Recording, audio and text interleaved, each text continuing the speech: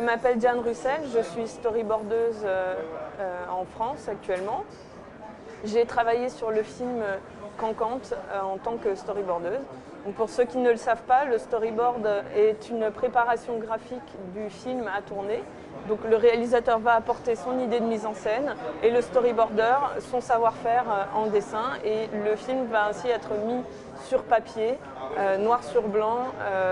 En tout cas, l'idée première du film, cette première réflexion autour du film, va être mise sur papier, un peu comme une sorte de bande dessinée, mais où figurent les cadres à être tournés.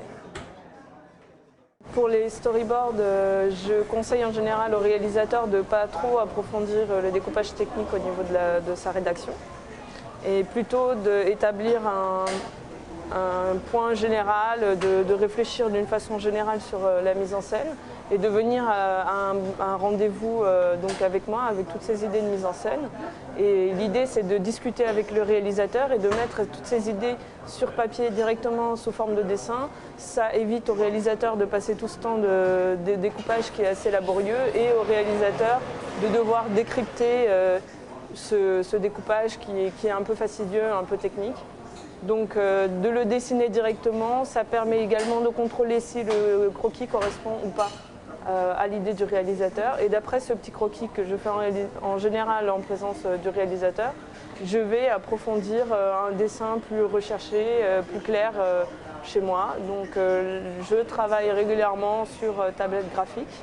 Donc soit un dessin qui va être scanné, donc ces petits croquis faits avec le réalisateur qui vont être scannés puis retravaillés, soit complètement recommencer un dessin sur tablette graphique à l'ordinateur sur des logiciels de dessin comme Photoshop ou Corel Painter. L'outil informatique évite un travail de découpage, de gommage, et permet également de retourner en arrière si on préfère une version intérieure, de revenir à un travail qu'on avait fait précédemment, qui avait été validé ou rechangé ou modifié. Donc mon objectif premier, c'était le storyboard de long métrage, ça l'est toujours. Éventuellement le clip, c'est quand même assez plaisant par ce côté diversifié d'univers particulier et d'innovation. Le clip est quand même un vivier d'innovation. La publicité me plaît un peu moins. Pour l'avoir essayé, l'univers général de la production de publicité, et puis ce travail en couleur qui ne me correspond pas pleinement. Donc mon objectif, c'est réellement le long métrage cinéma, et éventuellement le clip par ces propriétés du dessin, du storyboard. Et je me diversifie un petit peu pour assurer mes arrières dans l'enseignement du cinéma, en préparant actuellement un doctorat à la Sorbonne en cinéma audiovisuel. Il faut savoir que le storyboard d'aujourd'hui est assez peu utilisé en France. Environ 20% des films sont storyboardés. Il y a énormément d'a priori sur ce métier-là, notamment par le fait que le storyboard donne une impression de fixation du plan. On dit souvent que le storyboard va figer le film. Moi, je pense que le storyboard doit être vraiment lu comme le point de vue du réalisateur, et non pas comme un guide à suivre absolument. Je pense qu'il faut que le storyboard soit une indication sur le tournage, une indication de l'idée du réalisateur, qui peut être interprétée par chaque technicien du film comme l'est l'idée du réalisateur en général. Donc le storyboard, c'est simplement un passage et une matérialisation d'idée du réalisateur qui va permettre de la communiquer au reste de l'équipe. Et ça va permettre également, cette matérialisation de l'idée, de se poser toutes les questions nécessaires avant le tournage. Donc éviter un grand nombre de problèmes techniques qui pourraient survenir en y réfléchissant à l'avance, tout bêtement. Donc le storyboard, c'est une base réflexive, c'est une préméditation du film qui va être utile à tous les niveaux. Donc c'est notamment pour ça que beaucoup de producteurs aujourd'hui le demandent, que les aides, les financements, notamment au CNC, sont conseillés dans le dossier de production d'y ajouter des storyboards, parce que c'est une preuve de réflexion, de préparation du film. On est assez étonnés, nous-mêmes storyboarders, de voir le jour de la projection un travail complètement différent de ce qu'on a pu dessiner, bien qu'on connaisse par cœur le moindre plan du film préparé, la moindre ligne du scénario. on s'étonne de voir des interprétations absolument géniales, aussi bien de la part du monteur que du cadreur que du décorateur, de ce travail qui est rustique, qui est primaire et qui ne demande qu'à être développé, qu'à être enrichi par tous les techniciens.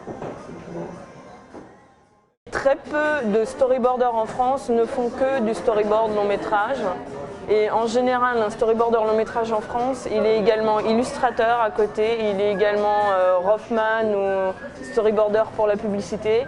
Il a besoin d'avoir un gagne-pain à côté et il ne pourra pas vivre simplement du storyboard de long métrage cinéma. En France, la spécialisation des tâches est très peu développée et c'est vrai qu'on a besoin de se diversifier énormément pour avoir un fond de roulement quand il n'y a pas de projet cinéma qui arrive.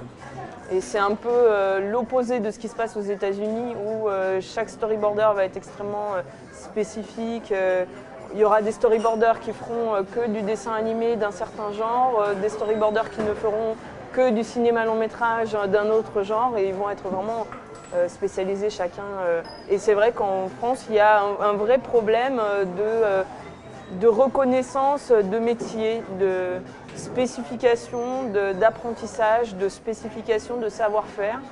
Quelqu'un qui sait très bien faire un métier, il va pouvoir le faire vite et bien. Et on a du mal à comprendre qu'on a intérêt à prendre quelqu'un toujours pour le même travail. C'est un petit écart culturel, mais voilà, le système fonctionne comme ça. C'est un équilibre qui s'est établi et qui sera difficile malheureusement à bouger.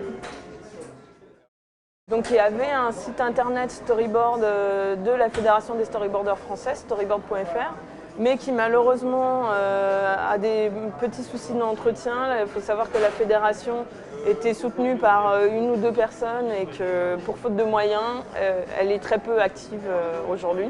Donc le site storyboard.fr qui présentait au départ une petite rubrique musée avec des storyboards historiques entre guillemets, avec une petite rubrique book d'artistes, donc tous les storyboarders qui étaient listés par la Fédération des storyboarders avaient quelques dessins sur ce site. Il faut savoir que maintenant ce site est une partie secondaire d'un autre du site actuel storyboard.fr qui se charge de vendre ce qu'il reste du magazine Storyboard. Donc si vous voulez voir quelques dessins d'artistes français, il faut cliquer sur un lien sur la page de storyboard.fr, book des artistes. Voilà. Donc c'est un lien un peu spécifique, il faut aller le chercher. Toute la réalisation avait été assez développée avant même que j'arrive sur le projet, donc il y avait déjà quelques croquis d'établis. Et au départ, je me suis un peu demandé qu'est-ce que je viendrais faire dans ce projet-là qui a déjà été pratiquement entièrement dessiné, avec des photos de repérage, avec des images en 3 dimensions recréées avec des collages. Et c'est vrai qu'en entrant un peu dans le projet, en discutant un peu avec, avec François, le réalisateur, j'ai découvert qu'en effet, il y avait des idées de réalisation qui étaient très importantes, qu'il n'arrivait pas à faire passer par son dessin à lui, et qu'il avait besoin de cette technicité graphique que j'avais moi pour faire passer son message, et notamment des idées de lumière qui étaient très fortes chez lui, de contraste, de lumière latérale, de mouvements de caméra qui étaient assez complexes à mettre au point et à figurer. Donc le storyboard a permis, en tout cas je l'espère, de clarifier toutes ces petites difficultés de communication du dossier de production à l'intention, pas seulement de la production, mais surtout de tous les techniciens.